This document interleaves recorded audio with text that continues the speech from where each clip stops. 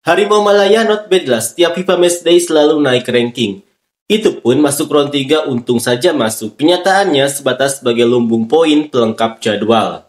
Sudah berkali-kali kita mengalaminya. Jepang dulu datang belajar Liga Semi Pro kita. Lihat di mana mereka sekarang. Indonesia adopsi naturalisasi pemain setelah melihat Malaysia dengan Sumerah. Sekarang mereka semakin maju dalam program naturalisasi. Malaysia hanya tak bayar gaji, cerita yang sama setiap tahun ke tahun.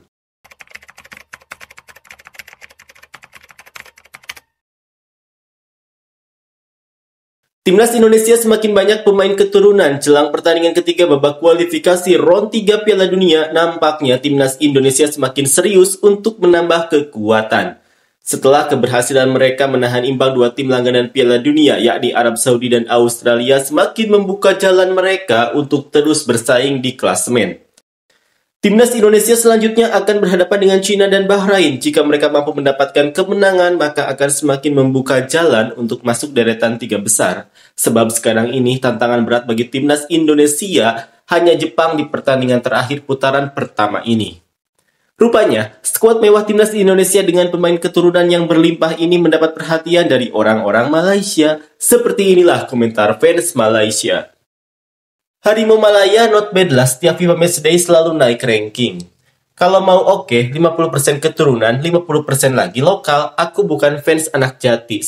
Seumur hidup aku belum pernah beli lagi beras jati, tapi rasa bangga itu aku lebih lagi kalau lolos Piala Dunia. 50% anak lokal itu wajib selevel dengan Arif Aiman, kalau tak berada di tahap itu, lebih baik jangan ambil. Sama juga naturalisasi, kalau sama saja level dengan pemain lokal, lebih baik tak usah lah. Kita tak main gaya total football Korea, kita main one touch football gaya Barcelona.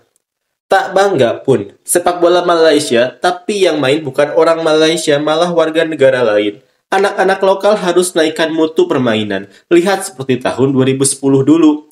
Yang menang AFF Suzuki semua anak lokal. Baru aku bangga. Tapi setelah itu sedikit-sedikit pemain asing masuk. Saya rasa sudah tak menghibur lagi Malaysia main. Sebab bukan semua orang Malaysia yang main. Jadi menikmati Eropa terus sekarang. Sudahlah. Jangan terus meratapi skuad 2010 lagi. Move on. Skuad 2010 ini sesuai pada era itu saja. Zaman sekarang ini modern football. Kalau 2010 kau mau main long ball, memanjang pun tak ada masalah. Bisa cetak gol. Zaman 2024 ini kau main tactical coach Roja Gopal dengan pemain waktu itu, kira-kira waktu Piala Asia lawan Korea kena bantai berapa? Terima kenyataan lah. Lihatlah mayoritas pemain lokal sejauh mana bisa pergi. Kalau sudah sejauh itu kemampuan kita terima sajalah. Saya tak menyarankan banyak warga lain yang main untuk Malaysia. Kalau yang ada darah Malaysia, tidak apalah. Seperti Brendan itu. Target cari yang ada darah campuran saja. Kalau proyek naturalisasi itu, lihatlah hasil sekarang. Lebih baik contoh seperti negara Jepang atau Korea. Jordan masuk final dan hampir juara Asia kalau wasit tak berat sebelah. Oke lah, juara nomor 2 Asia. Ini lawan bukan juara pun main parkir bus. Lawak ambil 90% Belanda, sekedar bertahan di kandang sendiri saja. Itu pun masuk round 3 untung saja masuk. Kenyataannya sebatas sebagai lumbung poin pelengkap jadwal. Kim Panggon tidak ada kekuasaan penuh seperti Sintayong. Mau pilih pemain, kena WhatsApp dulu. Maunya Kim Panggon itu bertahan. Banyak campur tangan dari orang luar bagaimana mau tinggal. Di Malaysia sibuk persoalan anak jati. Itulah bukti mereka lakukan kerja dengan yang tak lakukan kerja. Terbaik Indonesia. Semoga negara kita juga semakin maju.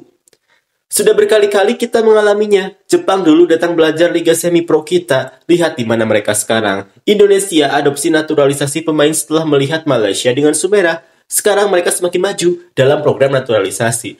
Malaysia hanya tak bayar gaji, cerita yang sama setiap tahun ke tahun.